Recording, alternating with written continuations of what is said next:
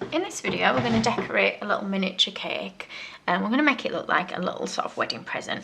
So they're ideal for weddings, really, for having lots of miniature cakes if you don't want a great big tiered cake, or even little wedding favours. Now I've chosen to use a little fruit cake that I've marzipaned, and you can use a normal sponge cake, that's fine. I do have a video for marzipaning the cake because I've already done that, so I'll put the link up for that now.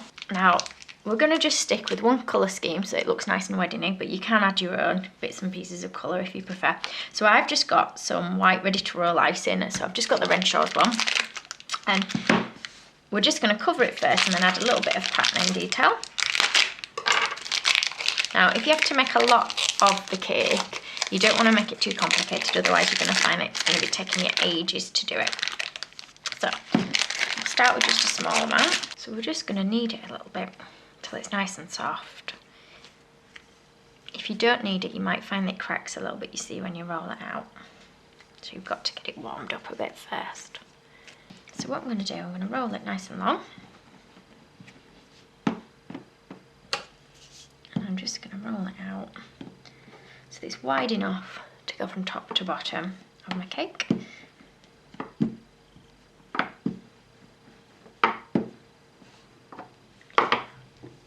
Now it's sticking to my work surface a little bit, so what I'm going to do is just dust it with a bit of corn flour. I tend to use corn flour rather than icing sugar, as I find it doesn't stick to my icing as much, and it doesn't dry my icing out as much as icing sugar does either. Okay, so I've kept it nice and thin. You can keep it a bit thicker if you want. What I'm going to do is roll my little cake along the fondant. So if it's not just going to stick, just add a little bit of water to it, that's fine. So I'm going to roll that all the way along. Just get some of the extra off.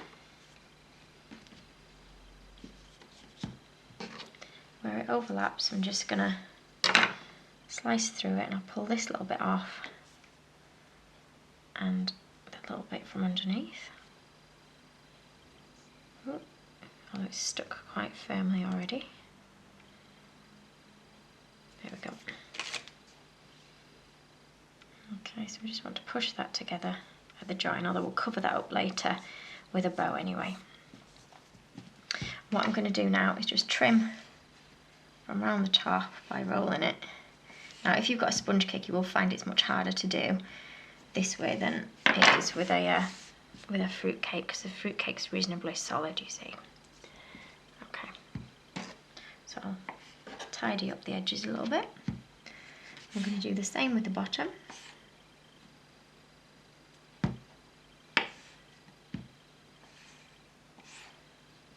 So we'll stand that up. Now if you've got some cake smoothers, it's always worth going over with the smoothers, just to make sure the edges are nice and smooth.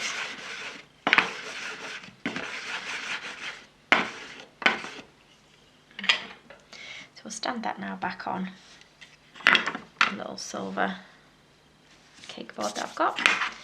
Now I've just put a couple of fingerprints in it, so I'll just go over that again. And we're going to roll a little piece now to cover the top. Okay, so I'm going to push that on the top, flatten it on a little bit. And what I'm going to do is just carefully go around the edge now with the knife, trying to keep it still in a bit of a circle shape if you can.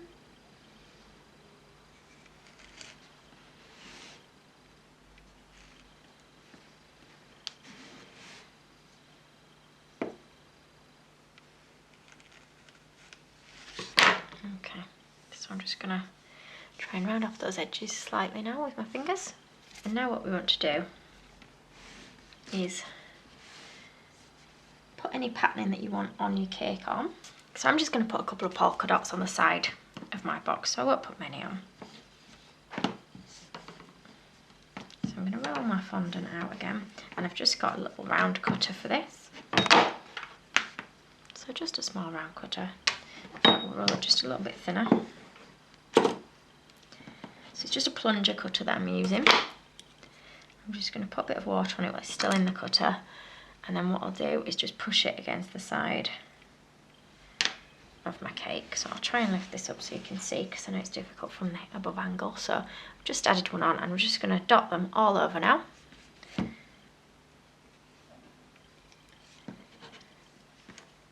So what I'm going to do now is add a bit of a trim so it looks like a box lid. So I'm going to roll my fondant out nice and long. Well, it's be long enough that it's going to go all the way around. So when I roll it out, it is going to lengthen a little bit. It is very soft because it's quite warm here today, which does soften up the fondant. What I tend to do is if it gets a little bit too soft for me to use, I'll just add a little bit of my modelling paste in with it, which firms it up a little bit. Okay, so that should be long enough to go all the way around. Now, if you don't have a cutter to give you a fancy edge, just do a nice straight strip around the edge of the box. That is fine. So I've got like a nice curvy one. I don't actually know what they're called, but this should create quite a nice edging for us. So I'm going to put it on my fondant and try and push to cut that, and then try and lift it up if I can without it sticking. Okay, it is a little bit soft and sticky, my icing, I think. Okay, so if you can't pick it up in one go, don't worry, because we can just cut it and then piece it together when it's back on the cake, which I think I might have to do. So what I'm going to do is I'm going to cut mine there. Now, just make sure you've got a nice straight edge across the top. So I'm just going to neaten this off just a little bit, like so. Okay.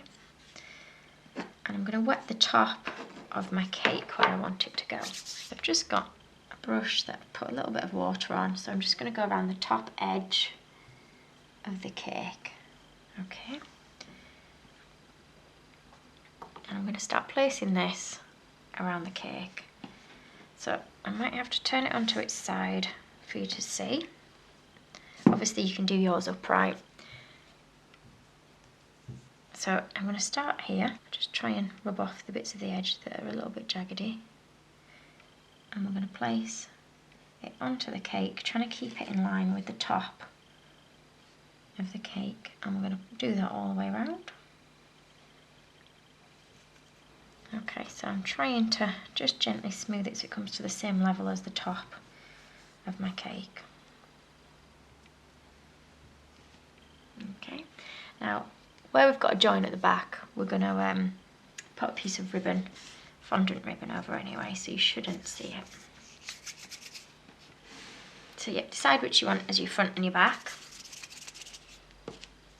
And we're going to roll, again, a long thin strip. Now, this time what I'm going to do is add a little bit of modelling paste to it, because I want it to be thicker for when we do the bow. So I'm going to use about the same of modelling paste. Give them a good mix together. Okay, so when that's mixed, I'll just roll out a long strip.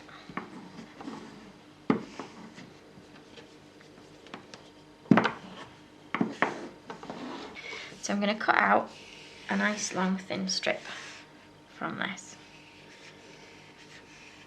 You can use a pizza cutter if you find that easier. Okay, and what I'm going to do is where I want it to drape on my actual cake, I'm just going to put a little bit of water across the top and a little bit down the front and down the back. And then I'm going to drop this from the front over to the back and then trim it where it reaches the board at the bottom. So I'll turn that on its side again so that you can see. It's still very soft at the moment, so. Okay, so can you see that's gone from the front? It's just the same over the back to the bottom of the back.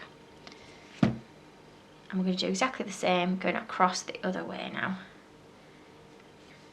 Okay, so I'm just going to move my cake to one side now, and we're going to make a little bow for the top. So you can either make a normal style bow or a big one with lots of little sections. I don't know what they're called.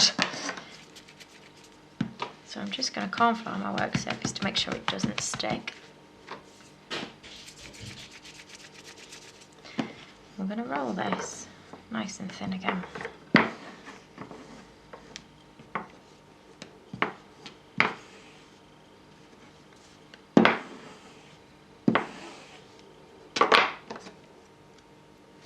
and we're going to cut little lengths, and what I want you to do is fold each length to create a little, I'm going to cut this here, just a tiny little loop like that, and we're going to cut quite a few of these to go on the present. And what I'm going to do is just trim it slightly at this end so that when we put them all in you can fit them together. Now if they're collapsing a little bit where your little loop is, just leave them to dry on the side like that. I'll just create more of those. Okay, so I've made a few of those and we'll see how many we're going to need now. All I'm going to do is put a little bit of water in the centre of my cake, and I'm going to push these on around the centre. I'm going to try and use the biggest ones. Now I haven't made them all different sizes on purpose, I just haven't been too accurate with it, I don't think so. Just try and make sure they are. Now I haven't let them dry. If you want to let them dry before sticking them on, you can do. So I'm going to put these ones now opposite those. Now if you let them dry they will stay a little bit firmer than mine have done.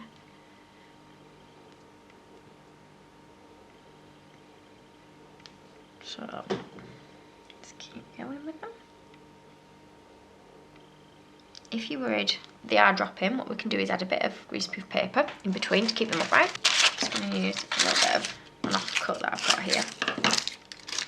Just going to fold it up and I'm just going to prop it underneath. Might be a bit thick. That one there, like that.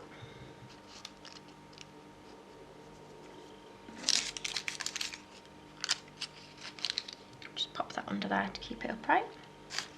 Again, under that one. Stop it dropping too low.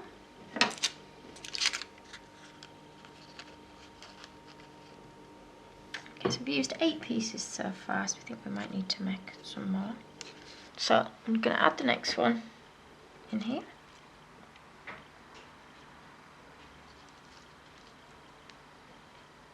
So that one's a little bit big again, so we're going to just trim that one down.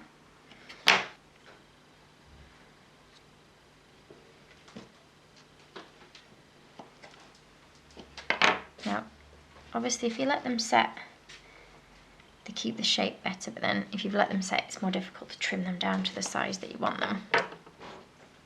So we're now just going to try filling in the gap that's left. Okay. And I'm going to let that dry, and then I can pull out the bits of paper that are holding it up. And when you've got quite a few of those next to each other, it does look really nice and effective. Thank you for watching.